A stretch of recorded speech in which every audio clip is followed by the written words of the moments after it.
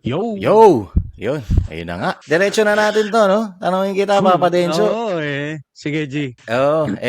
Interesting tong topic natin eh. Tanongin kita, kapag ba nahuli mo yung, halimbawa, partner mo, jowa mo, may kalokohan, kukunan mo ba agad ng bedyo evidence? Oo. O shut up ka na lang? Napapanahon yan, pre. Pero Yes, sir. alam mo din, Boss Lots, alam mo yun, sa sobrang init ng ulo mo, minsan kasi hindi mo na alam kung ano yung Okay. magagawa mo, mapipindot mo, malay mo, una mo nadampot, cellphone mo, naisip mo mag-video. Alam mo yun, pero alam ko, pre, ang pinapatungkulan mo dito yung issue ni Vince, tsaka Lian ba? Lian? Lian, Lian. Oo. Kasi spelling ng pangalan niya parang Lin no? Parang L-E-A-N. Lin iba yung naiisip ko Pero alam mo, hindi lang naman kasi parang simpleng away magjowa yun Yun nangyari, di ba? Kaya, alam mo yun, alam ko buong Pilipinas nakatutok dito sa issue nila. Oo syempre, social media Pinost sa social media Oo, Mula sa yung mga huling yakap hanggang sa agawan na cellphone. Sige, himay-himay natin to issue na to. Pero bago ang lahat, alam mo na, intro mo tayo.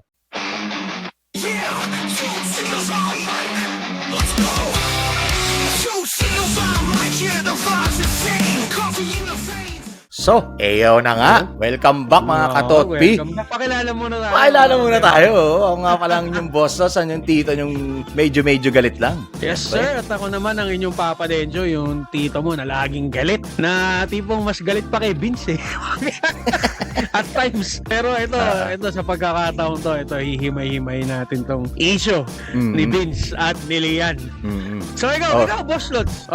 Sige, ano nga pala kung narinig, bago natin ituloy ito, Papa Denso, kung narinig nila yung intro namin, AI yung gumawa nun. So pag interesado kayo, si Tito Ramil gumagawa nun, mga katotpi, ilalagay ko na lang sa comment section o sa description kung interesado kayo. Yan Tito Ramil shameless plug na kita. Kay Tito Ramil. Thank you. May Facebook page si Tito Ramil. Ang ginagawa niya rin, yung mga old school na yung parang yung what if yung falling away ni halimbawa ganon, gagawin natin 1950s style ganon. Uso yun yung kino-convert yung version. Lagay ko na lang din lahat sa description. So ayun na, babalik na nga tayo kasi naman hindi basta-basta yung video. Yung pinapakita doon kasi yung sa side nung lalaki, yung Vince. Ni Vince. Kasi syempre nasaktan siya yung syempre nagalit, yung alam mo na, yung typical na cheating nga nung Lian.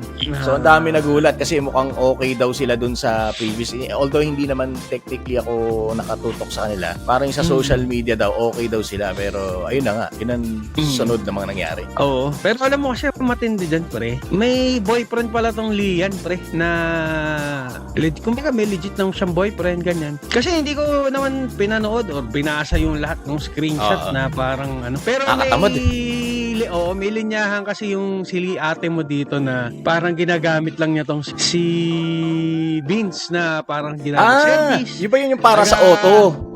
Taga-hatid sundo, taga-bili ng pagkain, ganyan. So, in-expose, expose din, Oo, parang ganun yung nangyari. Tapos at the end of the day, itong si Lian, parang wala naman palang balak iwanan yung jowa na. Baga, ginagamit lang niya tong si Vince para nga doon sa mga bagay na yun. Hindi pa natin alam kung saan pa niya ginagamit kasi boss not side out na walang nangyayari inside alam mo na. Totoo naman kasi di ba mapaisip ka rin pre kasi alam mo naman ngayon sa panahon ngayon, lalo na sa panahon ng social media, yung resibo culture pre, kasi parang pag wala kang video evidence it did not happen. Hindi nangyari. Bibigyan mo ng lamang na sila nasa social media, ibibigyan nila ng hustisya kumbaga yung nangyari, di ba? Kailangan may camera kaagad na naka-ready. Alam mo, minsan, pre, ewan ko lang din, pre, Again, nararamdaman ko yung, na I feel yung dun sa part nung Vince. Siyempre, masakit yun, pre. Pero, knowing na content creator siya, minsan mapapaisip ka na lang din, Tangina, makakino-content niya na lang yun para pag-usapan kayo. Baka wala na kayo ibang mai-content. Pwede para mapag-usapan sila, para mag-viral, no? Pwede. Alam nating pagaganyang issue, pre, puputok yan. Oo, siyempre. Diba? Alam mo naman ang mga Pinoy, natural na chismoso. Diba? Yan yung totoo yun, pre. Pero alam mo, yung kasi, hindi naman sa pag-aano, pre, Para sa akin kasi yung mga ganyan, hindi naman siya bago eh. Actually, parang na nga yan eh. Nowadays, pre, especially nowadays, pre. I'm not saying na dapat ginagawa, hindi ako pabor sa ganyan, pero napaka-typical na nangyayari yung mga ganyan. May mga nag-cheat, ganyan. Ang ko lang, pre, ang sa akin lang. Kapusokan ng mga bata eh. Oo, alam mo yun, pre. Tsaka yun nga, may mga benepisyong nakukuha tong si ate mo. Ang ko lang dyan, pre, yung kay Vince, parang, hindi ka ba nakakita ng mga signs or, yung mga term ngayon, tinatawag ng mga red flags dyan sa... red flags, tama, diba? tama. Para ituloy mo pa, tas hanggang sa seek ka ng validation ng mga feeling mo, nagtanong ka dun sa kaibigan, totoo ba yung ganyan, ganito. Kasi parang nangyari, naging yung screenshots, sinend nung kaibigan nung Lian ba yun? Oo, parang nagka-fall out eh. yung kaibigan ng Lian, ng babae, kaya isiniwalat dun sa lalaki. Tas, Kumbaga, ibinoko. Tas doon na nagtugma-tugma na yung taga Bulacan pa pala tong nako, taga Bulacan, mababait kami. Mga katoti, if you're enjoying our podcast, don't forget to like, share, and subscribe. At pag may time din sila, Papa Dens, comment na rin kayo. Yes, sir. So, guys, available tayo. Nandito tayo sa YouTube, Facebook, Spotify, Apple Podcast. Tapos, yung mga previous natin ng mga episode, available yan sa TikTok. Yes. Baka naman, wag niyong kakalimutan, ha? Let's go back to our regular programming. Yes, sir. Going back, kung lang hindi ko alam kasi baka yun yung coping mechanism niya or yun yung way of seeking Validation. Validation or justice ba na Justice siguro. Diba? Kasi nga 'di ba, resibo culture eh. Para, Kailangan magkaroon ako ng hustisya, kailangan may ebidensya ako, ganoon, 'di ba? tapos i-expose ko siya sa internet. Totoo. Diba? Kasi ako I'm again, hindi ko sinasabing tong si Vince, pero kung ako lang naman mag-aala Rico Blanco ako dyan, pre. Mabalik tayo kay Rico Blanco. Ay, Rico Blanco at Maris Racal, Oo, mag-aala Rico Blanco ako dyan, parang ang dating kasi sa akin, iniputan ka na sa ulo. In-expose mo pa yung pag-ipot sa ulo mo. Ayun na nga. Kasi sa bagay, kasi may epekto rin yan sa isa't isa, di ba? May epekto dun sa babae dahil nga na-expose siya na walang paalam. Siyempre may rin yun eh. Yun nga yung dyan papasok yung legalities. Di ba?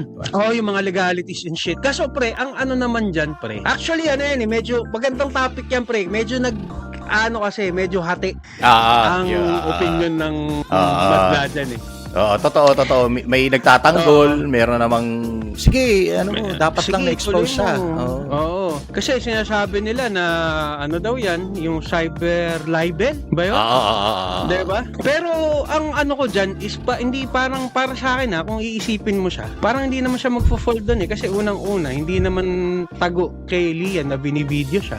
At saka, ang dito, siguro, kasi nga, bugso ng damdamin yun, pre. Though hindi sila kasal, technically, walang anong tawag doon sa babae? Pag sa lalaki, bigamy, di ba? Pag sa lalaki, pag babae gumawa, adultery ba? Hindi ko alam. Basta, pangangaliwa. Kaya ganun, pero hindi sila kasi yung iba, parang hindi sila magfo-fold doon kasi hindi naman sila kasal. Magjowa lang sila.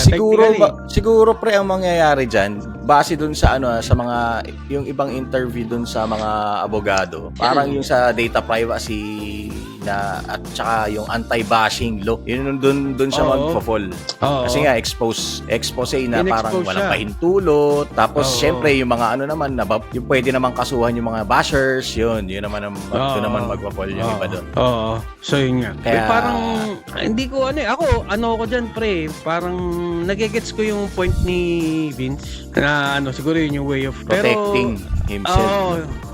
Pero hindi ako proof dun sa ginawa niya kasi hindi ko alam, pre, ako kasi bilang lalaki, yung mga ganyang bagay na iniputan ka sa ulo, putang ina, hindi para ipagkalat sa madla eh. Yan, oo. It all boils down dun sa age natin na parang men are tough. Dun sa panahon natin na parang if you expose yourself or if you snitch on yourself, parang kabawasan sa manlyhood mo yun. Diba? Kumbaga parang nandun tayo sa yung culture siguro natin.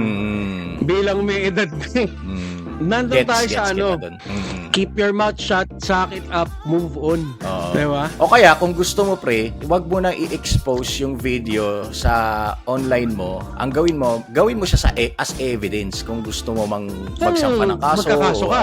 Oo, magkakaso ka. Pero kung Ganun. gusto mo lang naman siyang ipahiya, madadali tayo. Parang- May legal implications, kumbaga. Oo, totoo. Pero again, Eh. dito rin mag-fall yung pre, usapin na bakit alam mo yun, ito, Ayan. ito, gustong-gusto ko to. Ayan. Yung mga double standards. Double standards. Gustong-gusto, Totoo. alam mo yan, pre, gustong-gusto mong pinag-uusapan niya. Mga Bakit double pag standards na yan. bakit pag katulad nun yun, 'di ba yung may babae na yung last topic natin, pre? Yung tinapik natin, yung nagloko naman yung mister niya. Yung mister niya, di ba? Oo.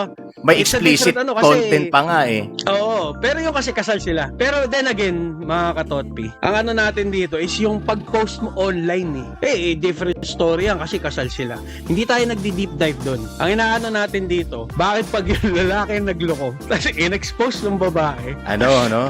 full support. Oo, pero kapag the other way around, yun nga kasi nga double standard. Diyan, biglang Nagkakaisa. nagkakaligalit. Is pre, Biglang nagkakademandahan. So, Oo. ayun na nga lesson kasi Oo. yun, pre, sa mga, lalong particularly, pre, sa mga vloggers na yan, yung mga nagwa-vlog. Kasi ikaw, kapag naging sikat na vlogger ka, hindi ka na technically, quote-unquote, na normal na tao, syempre, may social media May responsibility ka na, pre. Oo, Yes. kasi, gets namin, nasaktan ka, di ba? Pero yun nga, syempre, yung digital footprint na yun, parang, ito nga pa rin nakakatawa eh.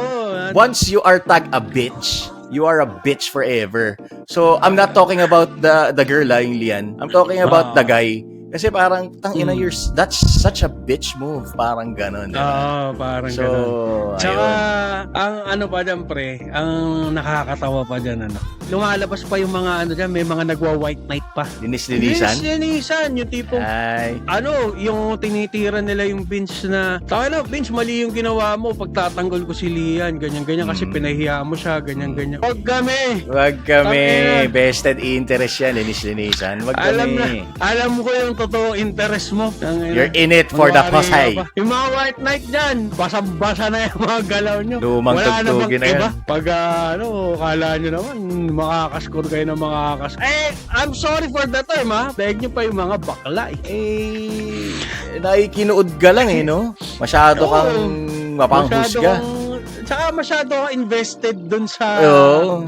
Kailangan makulong tong si Vince kasi kawawa ka naman, Oo. Lian, ganyan-ganyan. Kasi, again, there's two sides to every story. Kumbaga, parang hindi natin 100% na masasabing may tama sa isa sa kanila Hanggat wala tayong ebidensya kung mga post-post lang na hindi, na-edit na, na-AI na lahat ngayon, pre. Na-AI na lahat, Ganun. pre. Oo. Sobrang dick move no, mga ganun, magwa-white knight ka siya, ganyan. Kung sino ka man, kilala mo yung sarili mo, basa ka na namin.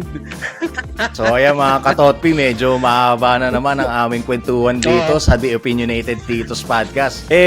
Again, bibitinin muna namin kayo at shout out pala sa mga pumunta sa book launch ni Uncle. Oo. Yung mga umattend. shoutout At sa salamat sa hindi nag-subscribe, mga buwisit kayo. Pero okay lang yan. Tayo na. Okay lang yan. Siguro, hindi sila interested. Pero, again, para dun sa mga nandyan at yung mga susuporta pa, maraming salamat. sa inyo, mga katotpi. Yes, sir.